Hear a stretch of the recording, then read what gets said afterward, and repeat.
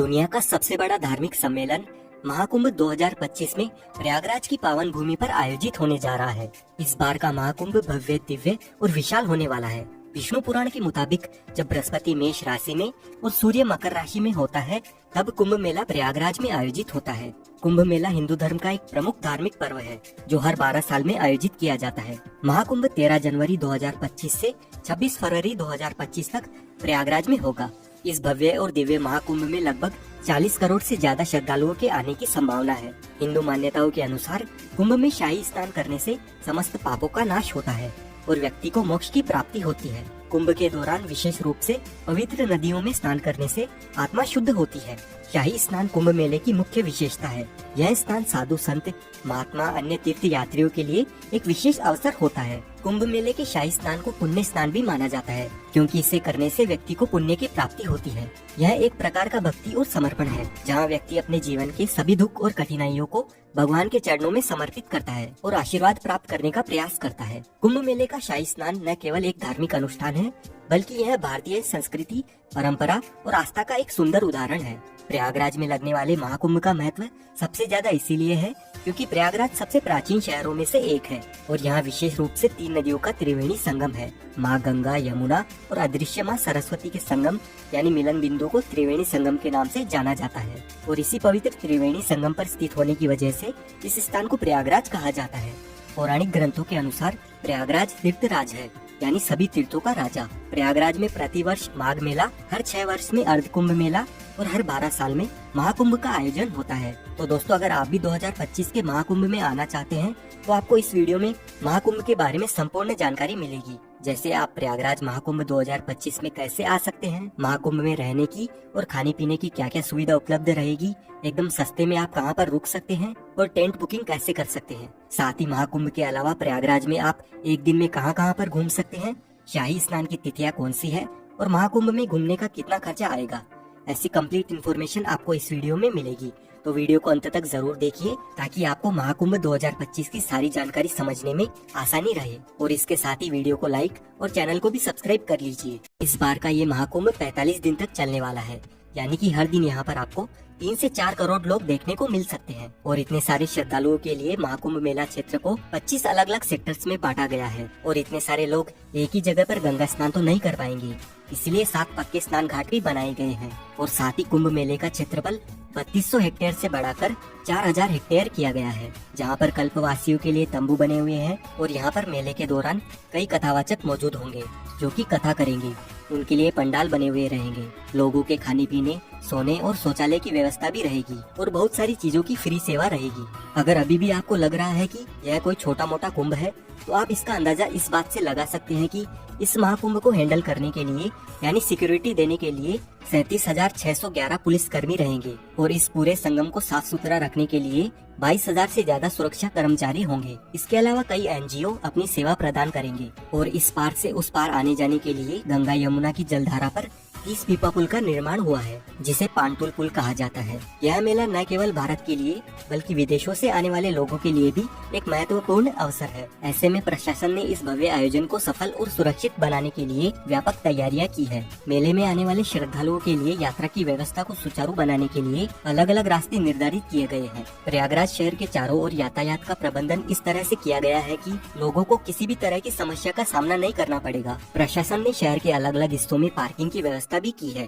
ताकि श्रद्धालु अपनी गाड़ियों को सुरक्षित स्थान पर रख सके। विशेष रूप से पीक डेज यानी शाही स्नान वाले दिनों में जब सबसे ज्यादा भीड़ रहेगी, तब श्रद्धालुओं को केवल 1 से 5 किलोमीटर तक पैदल चलना होगा और बाकी अन्य दिनों में आपको सिर्फ 1 किलोमीटर से ज्यादा पैदल नहीं चलना पड़ेगा। और सिर्फ महाकुंभ में आने वाले लोगों के लिए पूरे देश भर से 3000 से स्पेशल ट्रेन सहित 13,000 से ज्यादा ट्रेन चलाई जाएगी और ट्रेन के साथ ही प्रयागराज में 7,000 बस भी महाकुंभ के लिए चलेगी। इससे कुंभ में आने जाने के लिए आपको कोई भी समस्या नहीं आएगी। अब बात कर लेते हैं प्रयागराज कैसे पहुंचा जाए। देखिए, प्रयागराज में काफी सारे रेलवे स्टेशन बने हुए हैं, जैसे Prayagraj junction, Prayagraj Rambagh, Prayag Sangam, Naini junction, Prayag Chheoki junction, Daraganj, Subedarganj, Bamrauli, Phaphamau junction और झूसी। अगर आपके यहाँ से इन रेलवे स्टेशन तक ट्रेन आती है तो आप इनमें से कहीं पर भी आ सकते हैं, जो कि त्रिवेणी संगम से 7 से 8 किलोमीटर के डिस्टेंस पर ही है। वैसे सबसे नजदीकी रेलवे स्टेशन की अगर हम बात करें तो प्रयागराज जंक्शन, प्रयागराज शिवकी, प्रयागराज रामबाग और प्रयागराज संगम ये नजदीकी रेलवे स्टेशन है। प्रयागराज के लिए इंडिया के सभी मुख्य रेलवे स्टेशनों से रेल कनेक्टिविटी इजीली अवेलेबल है, तो आप बाय ट्रेन यहाँ तक आसानी से पहुँच सकते हैं। रेलवे स्टेशन तक आने के बाद संगम तक पहुँचने के लिए आपको रेलवे स्टेशन के बाहर से ही 20 रुपए के चार्ज पर शेयरिंग ई रिक्शा मिल जाएगा। प्रयागराज पहुंचने के बाद सबसे जरूरी बात रहती है यहाँ पर रहने की क्या सुविधा है और टेंट बुकिंग कैसे करें।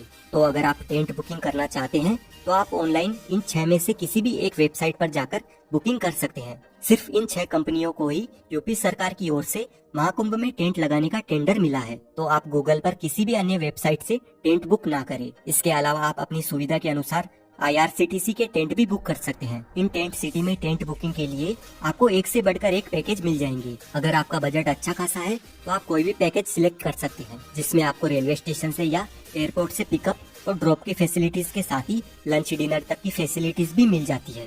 लेकिन इन टेंट के चार्जेस की शुरुआत एक दिन के लिए 10,000 रूपए से लेकर 80-90 हजार रूपए तक है, जिनमें सेमी डिलक्स, डिलक्स और लग्जरी डिलक्स कॉटेजेस शामिल है। और वहीं डॉर्मेट्री के लिए 1500 रूपए पर पर्सन के चार्जेस हैं, सिर्फ एक दिन के लिए। अधिक जानकारी के लिए आप कुंभ की इस ऑफिशियल वेबसाइट पर जाकर चेक कर लीजिए। वहीं अगर आप होटल में रुकने का प्लान बनाते हैं तो गूगल पर अलग अलग वेबसाइट है जहां से आप ऑनलाइन होटल बुकिंग भी कर सकते हैं। अगर आपका बजट टेंट या महंगी होटल बुक करने का नहीं है तो प्रयागराज में काफी सारी सस्ती और अच्छी धर्मशालाएं भी बनी हुई है। इनमें भी आप अपने रहने की सुविधा का बंदोबस्त कर सकते हैं और ये धर्मशालाएं संगम के नजदीक में ही स्थित है, तो आपको और भी सुविधा मिल जाएगी। और अगर आपका बजट बिल्कुल भी नहीं है या आपको रूम अवेलेबल नहीं मिलता है तो आप बिल्कुल भी निराश ना रहे। यहाँ पर प्रशासन की ओर से महाकुंभ में अलग अलग जगहों पर ट्रेन बसेरा शिविर की सुविधा भी उपलब्ध रहती है, जहाँ पर आप सिर्फ अपना आधार कार्ड दिखा करके बिल्कुल निशुल्क फ्री में आराम से रह सकते हैं। और अगर आप मेला परिसर में टेंट में रहना चाहते हैं और कल्पवास करना चाहते हैं तो आप यहाँ डायरेक्ट पहुंचकर किसी पंडित से जिन्होंने यहाँ पर टेंट लगाया है उनसे बात कर सकते हैं, और जो भी वह अमाउंट मांगेंगे अगर आपके बजट में हो तो आप उस हिसाब से अपना बंदोबस्त कर सकते हैं। बस आप कोशिश करें कि संगम के आसपास ही टेंट बुकिंग करें या होटल बुकिंग करें। और अगर त्रिवेणी संगम के पास आपकी टेंट बुकिंग नहीं हो पाती है तो आप होटल सिर्फ रामबाग या रेलवे स्टेशन रोड पर ही लेना, क्योंकि जितनी भी टूरिस्ट प्लेसेस है वो सभी रामबाग से 2 से 4 किलोमीटर के डिस्टेंस पर ही स्थित है। और यहाँ पर आपको सिर्फ 1000 से 2000 रूपए तक बढ़िया होटल मिल जाएगा। अब कुंभ मेले की महत्वपूर्ण तिथियों की बात करें तो 2025 में होने वाले महाकुंभ का आयोजन अत्यधिक भव्य और ऐतिहासिक होने वाला है। महाकुंभ जो भारत का सबसे बड़ा धार्मिक आयोजन माना जाता है, जिसमें करोड़ों श्रद्धालु देश विदेश से स्नान करने आते हैं और मोक्ष तथा पुण्य की डुबकी लगाते हैं। इस महापर्व में आस्था की डुबकी लगाने का हर एक स्नान विशेष महत्व रखता है, क्योंकि इन्हें धार्मिक दृष्टिकोण से बहुत ही पवित्र और लाभकारी माना गया है। जैसा कि हम सभी जानते हैं, महाकुंभ में स्नान की तिथियां ज्योतिष्य और धार्मिक मान्यताओं के आधार पर तय की जाती है और हर एक स्नान के पीछे एक धार्मिक मान्यता जुड़ी हुई है। पौष पूर्णिमा 13 जनवरी 2025 को महाकुंभ का आगाज होगा। अगले दिन मकर संक्रांति 14 जनवरी 2025 को होने वाला यह स्नान महाकुंभ का पहला प्रमुख स्नान माना जाता है। इस दिन गंगा, यमुना और सरस्वती के संगम में स्नान करना अत्यधिक पुण्यकारी होगा। फिर मौनी अमावस्या यानी 29 जनवरी 2025 को महाकुंभ का सबसे महत्वपूर्ण स्नान है। इस दिन गंगा, यमुना और सरस्वती के संगम में स्नान करना अत्यधिक पुण्यकारी होगा, जब सबसे ज्यादा श्रद्धालु पवित्र संगम में डुबकी लगाते हैं। और मौन रहकर इस दिन स्नान करने से कहते हैं कि मानसिक शांति और मोक्ष की प्राप्ति होती है। उसके बाद 3 फरवरी 2025 को होगा बसंत पंचमी का दिन, और इस दिन का स्नान खास तौर पर ज्ञान और बुद्धि की देवी माँ सरस्वती को समर्पित होता है। वहीं माघ पूर्णिमा 12 फरवरी 2025 के दिन संगम में स्नान करने पर व्यक्ति को जीवन में पूर्णता और शांति की प्राप्ति मिलने वाली है। आखिर में महाशिवरात्रि का पर्व 26 फरवरी 2025 को होगा और ये दिन भगवान शिव की आराधना के लिए बहुत ही महत्वपूर्ण माना जाता है। और इसी स्नान के साथ कुंभ का समापन भी हो जाएगा। एक बात का आप ध्यान रखें कि जब भी जिस दिन शाही स्नान होता है उससे एक दिन पहले सारे प्राइवेट और पब्लिक व्हीकल की एंट्री बंद हो जाती है। तो अगर आप शाही स्नान के पर्व पर कुंभ में आना चाहते हैं तो ध्यान रखिएगा कि आपको एटलीस्ट किसी भी एक शाही स्नान के दिन से 2 दिन पहले पहुंचना होगा। सपोज अगर आप 14 जनवरी को स्नान करना चाहते हैं तो आप एटलीस्ट 12 जनवरी को मॉर्निंग में या आफ्टरनून तक यहाँ पर पहुँच जाए, ताकि आप अपने व्हीकल से या पब्लिक व्हीकल से महाकुंभ मेला परिसर तक पहुँच सके। अब आपको कुंभ की विशेष तिथियों और स्नान पर्व के बारे में तो पता चल गया, लेकिन ये कुंभ लगाया क्यों जाता है, इसके पीछे की कहानी क्या है, आइए जानते हैं। हमारे देश की आबादी इस समय 140 करोड़ है, लेकिन जरा अंदाजा लगाइए कि आज से 200 साल पहले कितने लोग कुंभ में आते थे। साल 1796 के कुंभ मेले में 25 लाख लोगों ने संगम में डुबकी लगाई थी। उस समय इलाहाबाद पर अंग्रेजों का कब्जा था और इस मेले में आई भीड़ को देखने के बाद अंग्रेजों ने प्रयागराज में डुबकी लगाने पर टैक्स लगा दिया था। ईस्ट इंडिया कंपनी के रिकॉर्ड में हमें पता चलता है कि साल 1806 में कंपनी ने हर व्यक्ति पर 1 रुपए का टैक्स लगा दिया था और उस समय 1 रुपए में एक आदमी के पूरे महीने का जीने का खर्चा चल जाता था। पौराणिक कथाओं के अनुसार ऐसा माना जाता है कि ऋषि दुर्वासा ने सभी देवी देवताओं को श्राप दे दिया था। इससे देवताओं की शक्तियाँ चली गयी। देवताओं की कमजोरी का फायदा उठाकर राक्षसों ने स्वर्ग लोक पर कब्जा कर लिया। फिर जब ब्रह्मा जी के पास देवताओं ने मदद की गुहार लगाई तो ब्रह्मा जी ने अमृत पान करके अपनी शक्तियों को वापस पाने की सलाह दी। लेकिन यह काम करने में मुश्किल यह थी कि उसे पाने के लिए देवताओं को राक्षसों की मदद लेनी थी। फिर देवताओं ने भी यही किया। उन्होंने राक्षसों से मदद लेकर बदले में आधे अमृत को देने की बात कही और सभी राक्षस इस डील को मान गए। और फिर होती है अमृत की खोज में समुद्र मंथन की शुरुआत। बड़ी मेहनत के बाद समुद्र मंथन से अमृत की प्राप्ति हुई। लेकिन जैसे ही अमृत निकला, देवता और राक्षस दोनों में अमृत को पूरा हड़पने की होड़ मच गई। इसके बाद देवता राक्षसों की आंखों में धूल झोंककर अमृत पाने में कामयाब हो गए और वह अमृत लेकर दौड़ पड़े। राक्षसों ने भी हार नहीं मानी और पूरे 12 दिनों तक उनका पीछा किया। इसी भागने भगाने में कलश से 4 अमृत की बूंदें स्वर्ग से धरती पर गिर गई। माना जाता है कि यह बूंदें हरिद्वार की गंगा नदी, प्रयागराज में त्रिवेणी संगम, उज्जैन में शिप्रा नदी और नासिक में गोदावरी नदी में गिरी थी। अब ये 4 बूंदें जहाँ जहाँ पर गिरी, आज वहीं पर कुंभ मनाया जाता है। और हर 12 साल के अंतराल में कुंभ मनाने के पीछे की कहानी ये है कि पौराणिक ग्रंथों में कहा जाता है कि देवताओं के 12 दिनों का अर्थ है मानव के 12 साल। इसीलिए हर साल 12 और 3 साल के अंतराल पर चारों स्थानों पर कुंभ मेले का आयोजन होता है। और ऐसा कहा जाता है कि एस्ट्रोलॉजिकल कैलकुलेशन के बाद जब कुंभ मेले का समय आता है तो यह नदियाँ वही अमृत का रूप धारण करती है, जिनमें नहाने से लोगों के सभी पाप हमेशा हमेशा के लिए धुल जाते हैं और उन्हें मुक्ति मिल जाती है। अब हम जानते हैं प्रयागराज की कौन कौन सी जगह घूमने लायक है। सबसे पहले आपको संगम स्नान करना है, जिसके लिए नाव में बैठकर आपको त्रिवेणी संगम तक जाना होता है। त्रिवेणी संगम में आप गंगा नदी और यमुना नदी को मिलते हुए अच्छे से देख सकते हैं, लेकिन सरस्वती नदी अदृश्य है तो वो हमें दिखाई नहीं देती है। संगम में स्नान करने के बाद आप आ जाए इस अकबर के किले में। इस किले के अंदर है ये अक्षयवट, जो कि इतना प्राचीन है कि 4 युगों से भगवान विष्णु से लेकर 5 पांडव यहाँ तक आ चुके हैं। यहीं पर पातालपुरी मंदिर बना हुआ है, जिसका इतिहास काफी रोचक है। और यहाँ से पास में ही श्री बड़े हनुमान जी का मंदिर है।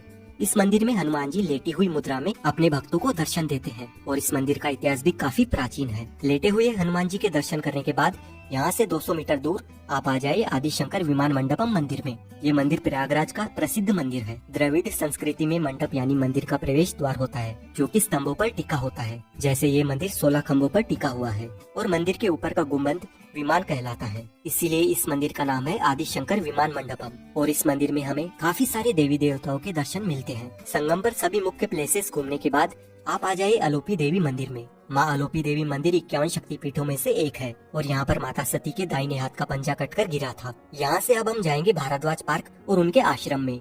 लेकिन वहाँ जाने से पहले दोस्तों, अगर आप लंच करना चाहेंगे तो प्रयागराज में काफी सारे रेस्टोरेंट्स मिल जाएंगे, तो आप यहाँ पर लंच, डिनर और ब्रेकफास्ट कर सकते हैं। अब दोस्तों, भारद्वाज आश्रम के आसपास ही बाकी की टूरिस्ट प्लेसेस मौजूद है और सबसे पहले हम जाएंगे भारद्वाज पार्क। यहाँ पर आपको भारद्वाज मुनि की बड़ी सी मूर्ति देखने को मिलती है और साथ ही इस पार्क में हमें भारद्वाज आश्रम की छोटी सी झलक भी दिखाई देती है। और यहीं से 250 मीटर दूर भारद्वाज आश्रम स्थित है। अपने वनवास के दौरान श्री राम जी सबसे पहले यहाँ पर आए थे। भारद्वाज मुनि का ये आश्रम त्रेता युग का है और कहा जाता है कि कुंभ मेले के प्रवर्तक भी भारद्वाज मुनि ही थे। भारद्वाज आश्रम के पास में ही आनंद भवन बना हुआ है। यहाँ की एंट्री टिकट 30 रुपए और 100 रुपए की है। इस भवन में आपको पुराने जमाने की काफी सारी एंटिक चीजें देखने को मिलती है। इस भवन में जवाहरलाल नेहरू, इंदिरा गांधी, महात्मा गांधी जी रहा करते थे, तो उनकी काफी सारी यादें यहाँ पर संजोकर रखी हुई है। आनंद भवन घूमने के बाद आप आ जाए चंद्रशेखर आजाद पार्क में। 17 फरवरी 1931 को अंग्रेजों ने चंद्रशेखर आजाद को इसी जगह पर चारों ओर से घेर लिया था। फिर चंद्रशेखर जी ने अपने पिस्तौल में बची आखिरी गोली अपने आप को ही मार ली थी। चंद्रशेखर आजाद पार्क के सामने पंडित जी की चाट पर कुल्हड़ वाला दही बल्ला, कचौरी, समोसा काफी फेमस है, तो आप यहाँ पर नाश्ता पानी भी कर सकते हैं। उसके बाद आप आ जाए प्राचीन वेणी माधव मंदिर में। त्रिवेणी संगम की रक्षा करने के लिए भगवान विष्णु खुद यहाँ पर विराजमान हुए थे। अब हम आ गए हैं नागवासुकी मंदिर में। इस मंदिर का इतिहास भी काफी दिलचस्प है और ये मंदिर कुंभ मेले से जुड़ा हुआ है। यानी ये वही नागवासुकी जी का मंदिर है जो समुद्र मंथन के समय रस्सी की जगह पर खुद थे। आप महाकुंभ मेला घूमकर इन सभी जगहों पर भी एक दिन में घूम सकते हैं और प्रयागराज की सभी टूरिस्ट प्लेसेस देखने के लिए आप ये वाला वीडियो देख सकते हैं। और महाकुंभ से रिलेटेड आपका जो भी सवाल है आप कमेंट करके पूछ सकते हैं। साथ ही वीडियो अच्छा लगा है तो वीडियो को लाइक और शेयर जरूर करें।